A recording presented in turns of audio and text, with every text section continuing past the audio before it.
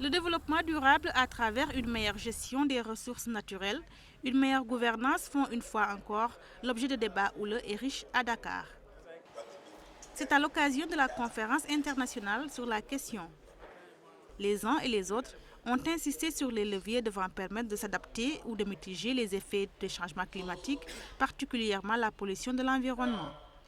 Il s'agit dans tous les domaines de veiller à ce que les besoins des Africains soient prioritaires dans l'exploitation de nos ressources. Il s'agit aussi de veiller à ce que le maximum de ces ressources, surtout brutes, soient transformées sur le continent avec évidemment les technologies modernes qui nous préservent de la pollution. Les participants espèrent ainsi que la COP21 peut être une alternative à certaines préoccupations du développement durable du continent.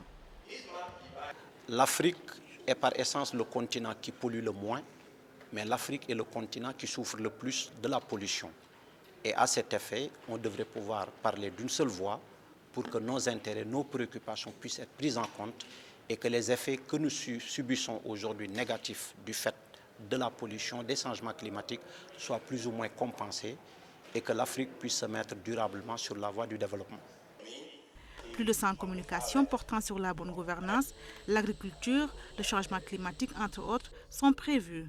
Les chercheurs et décideurs visent l'élaboration de politiques pertinentes en Afrique à travers la recherche économique et sociale.